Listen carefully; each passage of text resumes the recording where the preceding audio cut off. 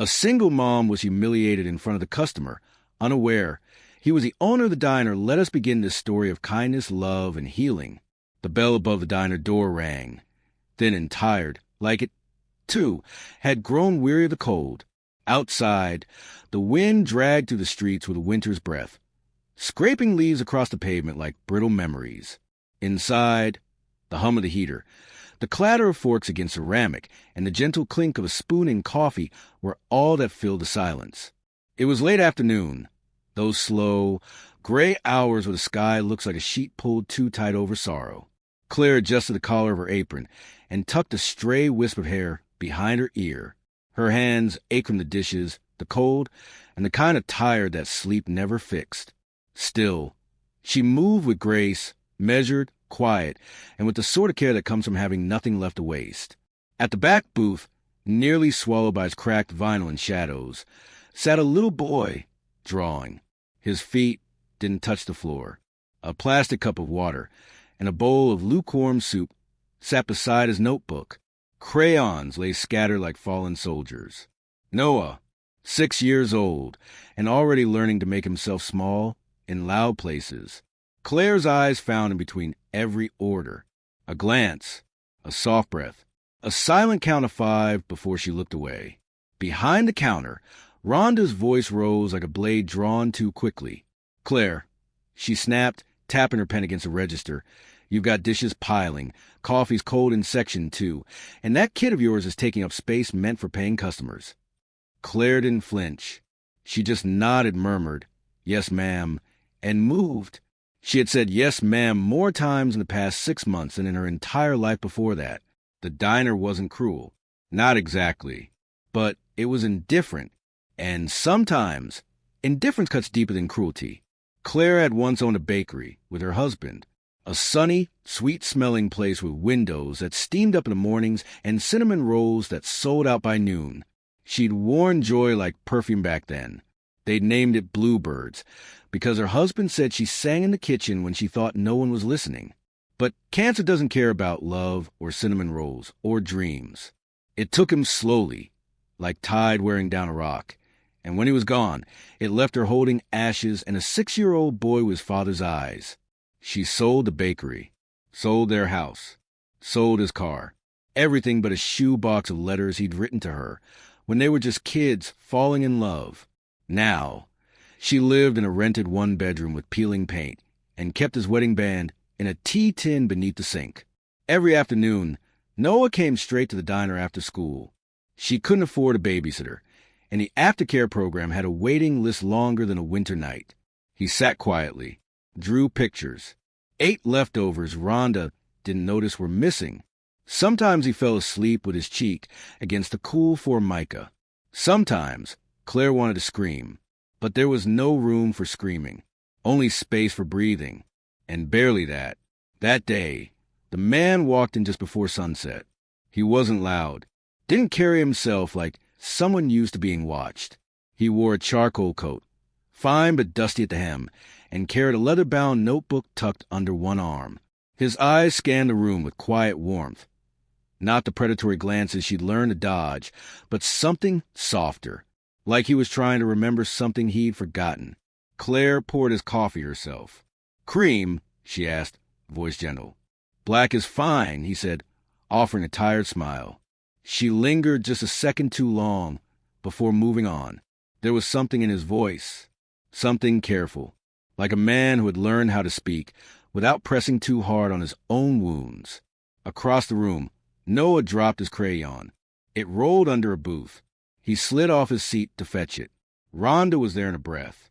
"What did I say about your kid crawling on the floor like a stray dog?" she snapped, loud enough the heads turned. Claire's chest tightened. "I'll take care of it," she said quickly, crouching beside Noah. He looked up at her, wide-eyed and red-faced. She brushed dirt from his jeans and whispered, "It's okay, baby. Let's get your crayon." But Rhonda wasn't done. "He doesn't belong here, Claire. This isn't a daycare. If you can't manage your personal life, maybe this job isn't the right fit." The words were sharp and they sliced clean. Claire lowered her eyes and stood, gathering the drop cup and napkin. She didn't answer. She couldn't. Her throat had closed. The man watched. He said nothing, but he saw everything. Claire finished her shift in silence. She wiped tables until her fingers were raw. She scrubbed a ketchup stain that wasn't there.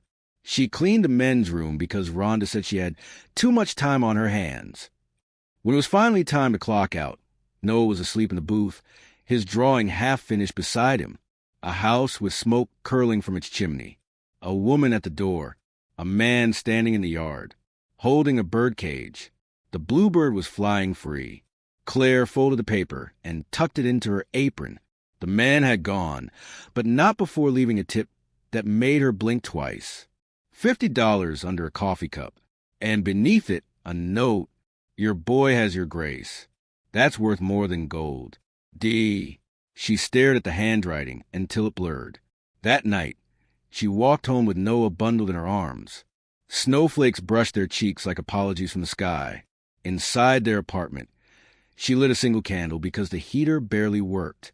She heated soup on the stove and kissed her son's forehead as he slept. Then she opened the shoebox beneath the sink. Inside were letters, some yellowed, some crisp, some smudged with tears. And she added the newest one to the top, a stranger's kindness, a note folded like it belonged. Her fingers brushed the corner of her husband's favorite letter, the one he'd written the night before their wedding.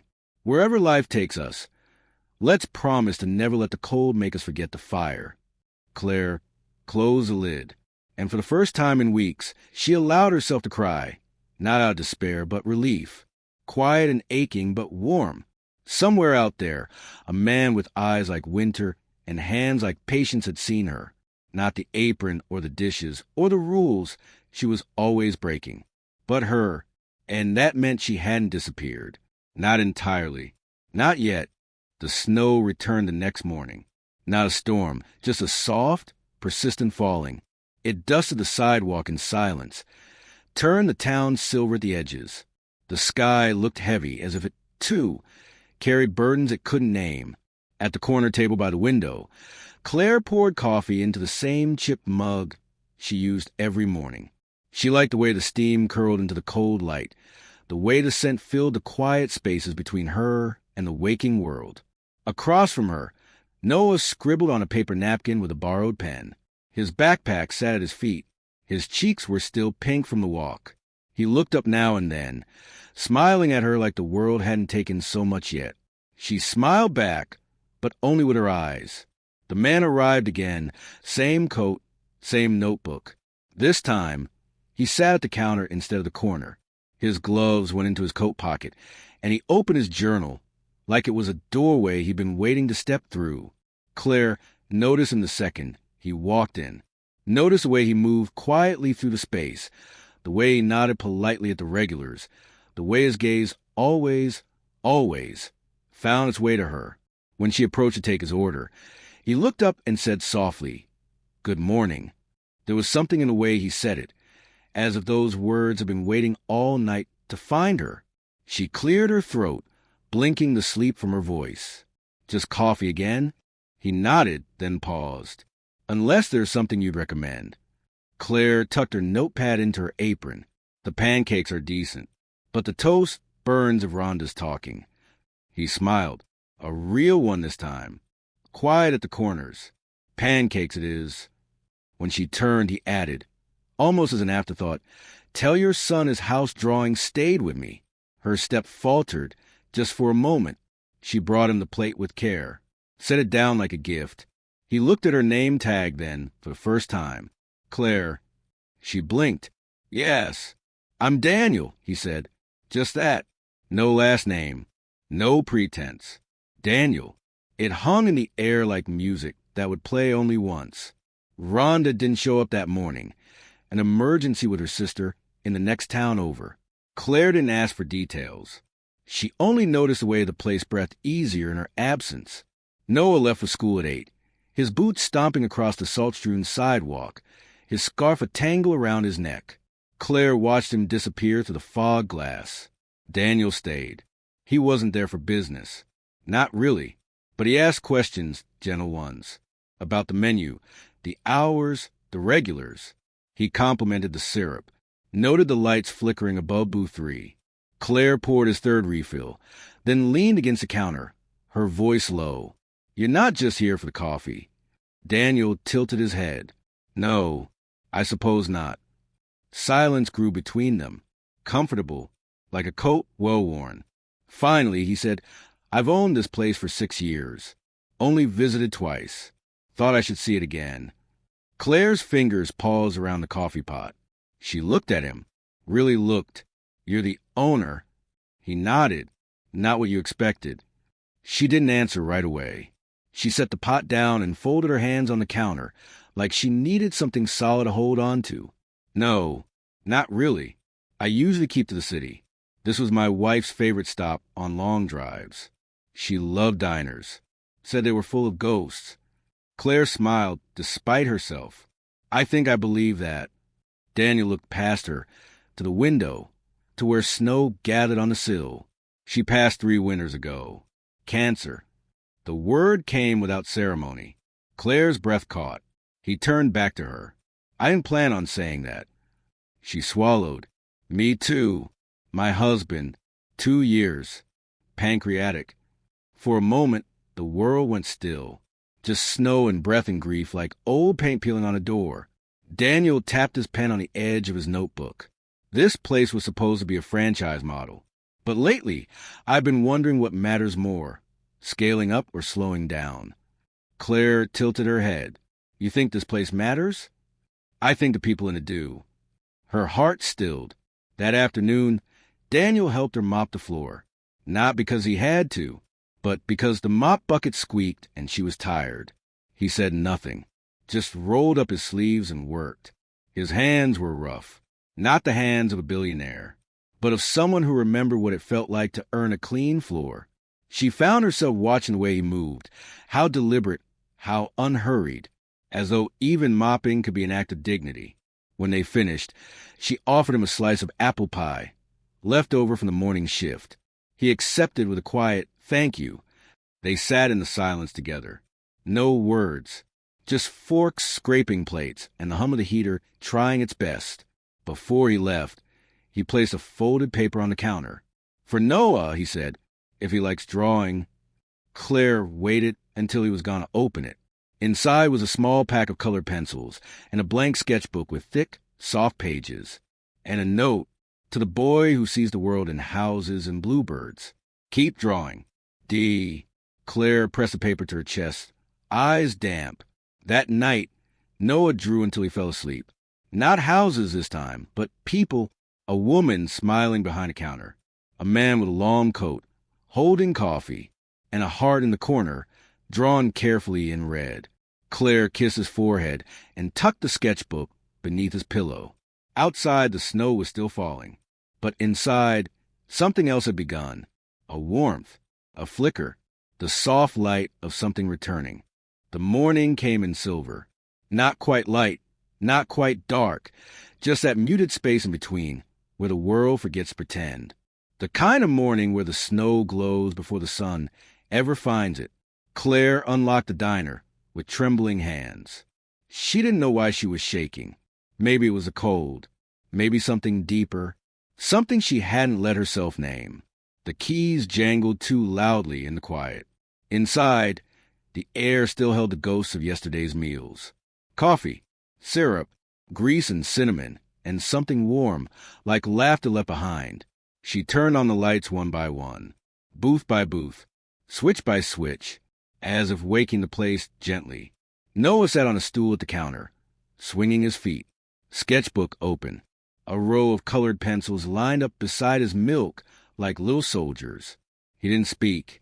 He just drew, always drawing.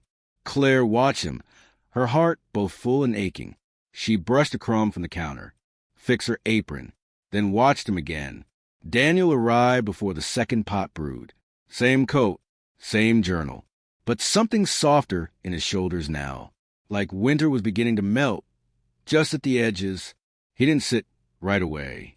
Instead, he paused in the doorway, snow still clinging to his collar, and looked at Claire like she was something he hadn't dared hope to find. She nodded, quiet. He stepped inside. "I brought something," he said. Claire tilted her head. From his coat, He pulled a small wooden box, no larger than a loaf of bread, old, weathered, the kind of box that belonged on a shelf beside memories. He placed it on the counter. It was my wife's, he said. She kept matchbooks, receipts, paper menus, said the smallest things were the ones worth keeping. Claire ran her fingers gently across the lid. Did you open it? Only once. She waited. He lifted the lid. Inside were 3 things: a napkin with a heart drawn in red ink, a photograph of the diner in summer light, and a note written in a woman's hand. Make something good out of the broken things. That's what love does. Claire didn't speak. She just looked. The light caught the edge of her eye. Daniel closed the box with reverence. I've been watching, he said after a while. The way you carry this place when no one else sees it. The way you care. She laughed softly, shaking her head. I'm just trying to survive. No, he said. You're keeping something alive. She sat then, beside him at the counter. A rare thing, a breaking of pattern. Her hands found her lap. Folded, unfolded. I used to think love was loud, she said. Flowers, vows, big promises. But now I think it's something else. Daniel waited. It's staying, she whispered. When the water's rising, when the lights are out, when the tips are small, and your hands are cracked from washing dishes. Love is staying. Silence stretched long and soft between them. Noah walked over, holding a sketchbook open. I drew you, he said to Daniel. Claire turned quickly. Noah. But Daniel smiled, took the book, studied the lines. It was in behind the counter, but not with a suit or a tie. Just a man with kind eyes and a plate of pancakes. And above him, a sun with a face, beaming. Daniel looked at Noah. You're very good. The boy beamed. Mom says I see things different. Daniel nodded. That's a gift. Never stop. Claire wiped her eye when they weren't looking. The next few days passed like breath, one after the other. Nothing loud, nothing sudden, but everything shifted. Daniel came every morning, not to inspect, not to judge, just to be there, to hold the door when it stuck, to refill the salt shakers, to ask how Claire was, really. He'd wait until the lull after breakfast rush, then sit, then listen, and slowly Claire started talking. About James, her husband, who played guitar badly but laughed like it mattered. About the bakery they once owned. About the long months in hospital halls. The smell of antiseptic. The quiet after machines stopped humming. Daniel didn't flinch. He shared, too, about Lily, his wife, who always wore mismatched socks and talked to cats. About the road trips they never finished. About the silence that followed her absence like a second shadow. They were 2 people walking through a winter that never quite ended. But now, beside each other, they could feel the thaw beginning. One morning, Claire arrived early to find a small vase on the counter. Inside, 3 wildflowers, crooked and bright, a folded note beside it. For the one who makes this place bloom, even in December. No signature, but she didn't need one. The day Rhonda returned, her voice filled the diner like static. She raised an eyebrow at Daniel. So, this is our mystery man. He smiled politely. Just someone who likes pancakes. But Rhonda looked at Claire, then back at Daniel, and scoffed. Humph. You 2 look like a Hallmark movie. Claire bristled. He's the owner. Rhonda blinked, then said, should have guessed. Only billionaires think syrup cures grief. Daniel's smile didn't waver, but something cold entered the air. He stood, walked to the office, and returned with a manila envelope, laid it gently on the counter. Your final check, he said. You're relieved of your duties, effective today. Rhonda's mouth opened, closed. Claire stood frozen. Daniel turned to her. I'm not here to play games, he said softly. This place runs because of people like you, not because of policies that punish kindness. Rhonda left in a storm of perfume and keys. Silence followed. Claire stared at him. You didn't have to do that. No, he said, but I wanted to. She poured him coffee with hands that didn't tremble. That night, she stayed behind after closing. Daniel helped her clean the booths, humming some old tune that didn't need a name. When they reached the front, he looked at her differently, not like someone watching, but like someone arriving. "Claire," he said. She turned, and he held out a letter. Not old, not torn, just folded carefully. "This is from Lily. She wrote it before the end, told me not to open it until I found someone I could share the diner with." Claire held it, unsure. "Are you sure?" she whispered. Daniel nodded. "It was never meant to be mine alone." She unfolded it slowly. Inside, in Lily's voice, "If you're reading this, it means you made it through. I hope she's brave, kind, a little tired maybe, but still shining. Let her bring the color back. Let her, and the boy remind you how to start again. This place isn't yours. It's theirs. Build it together." Claire's eyes blurred. Daniel touched her hand. Not a grab, not a hold, just a presence. The kind that said, "I'm here, and I'm not leaving." Outside, snow still blanketed the streets. But inside the diner, morning had come early. The snow had started to melt. Not all at once, but enough to change the sound of the town. Drips from the roof. The soft give of slush under boot. That peculiar hush that comes when winter begins to loosen its grip and the earth sighs beneath it. Inside the diner, the lights were low, not because of power, but because Claire had started to leave the corner lamps on longer. There was something warm about the glow they cast, like candlelight, like memory. It was Sunday, a slow one. Noah sat at the window booth with a bowl of tomato soup and a grilled cheese cut into perfect triangles. His boots swung under the table, tapping a rhythm only he could hear. Daniel was behind the counter, fixing the broken hinge on the pie display case. His coat hung on the wall.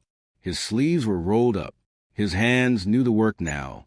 Claire stood at the sink, washing a tray of mugs that hadn't been used since Christmas. She paused. The radio crackled gently in the background, humming some old melody. She dried her hands, watching them both. Noah turned and grinned at her, his front tooth finally loose. Daniel looked up, caught her gaze, and didn't look away.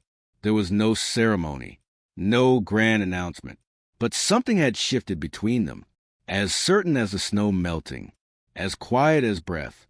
It began, perhaps, with the first morning Daniel had waited for her outside, holding 2 cups of coffee and a newspaper tucked under one arm. "Thought we'd open together," he said. She didn't reply, just took the coffee. That was weeks ago now, but the ritual stuck. Coffee, silence, shared keys. Some mornings, Noah joined them, still in pajamas, dragging a blanket and a drawing under one arm. He'd sit on a stool, eyes barely open, and listen to the clink of plates and the hum of the warmer. Other days, it was just the two of them, opening the diner in tandem, as though they'd always done it this way. They didn't talk about the past anymore, not because it didn't matter, but because it didn't own them. One morning, Claire brought in a photograph. It was old and creased, the corners curling. James held a tray of cinnamon rolls, laughing. Claire was beside him, her hair tucked under a bandana, flower on her nose. They looked so young. She placed it by the register, tucked in a small frame, said nothing. Daniel didn't ask.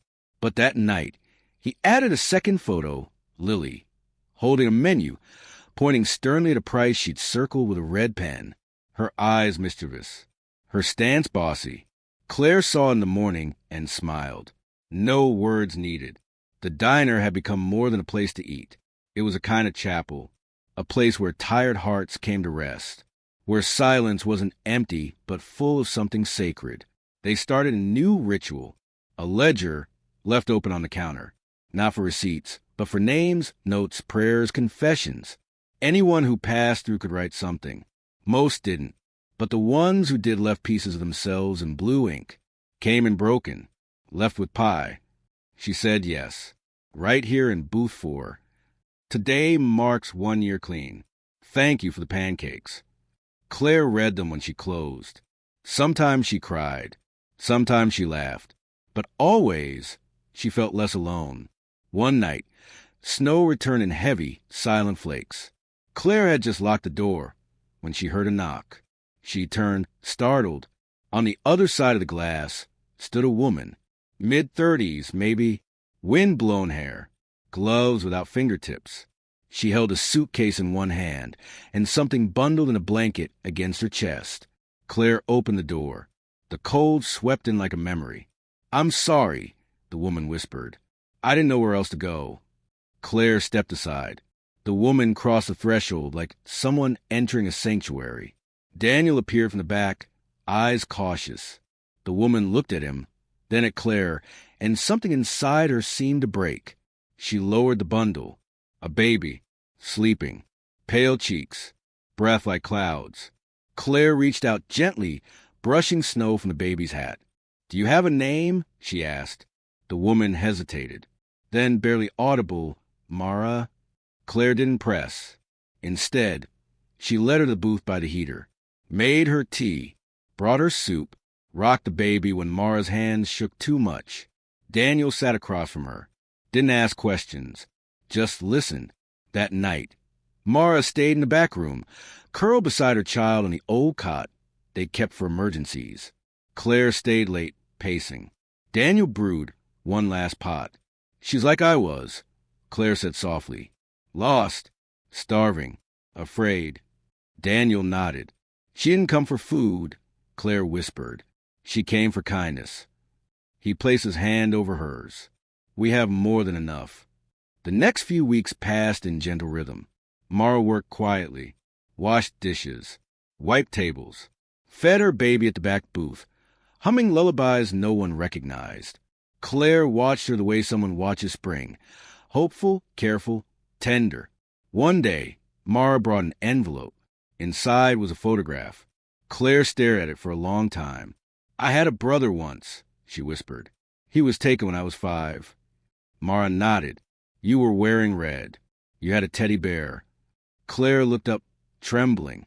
Mara smiled through tears. "I've been looking for you." The room tilted. Time bent. Daniel caught the coffee pot just before it slipped from Claire's hand. No words came for a while. Just breath. Just tears. Just an old wound, long buried, now open in the light. They sat on the floor for hours. Sisters once lost, now found. The final days of snow were bright and wet. Noah ran outside, chasing birds and puddles. Mara stood in the doorway, holding her daughter, Claire beside her. Daniel fixed the awning with a new tarp. The wind tugged at it playfully. Inside, the diner glowed. Laughter. Footsteps. The scent of cinnamon again. Someone left a note in the ledger that day. Love doesn't always shout. Sometimes it just holds the door open. That evening, Claire tucked a new photograph beside the register. Her, Daniel, Noah, Mara, the baby. No titles, just smiles, just home. And when Daniel locked the door that night, he didn't ask if she wanted him to stay. He simply stayed. The two of them sat at the window booth, sipping tea. No words, no need.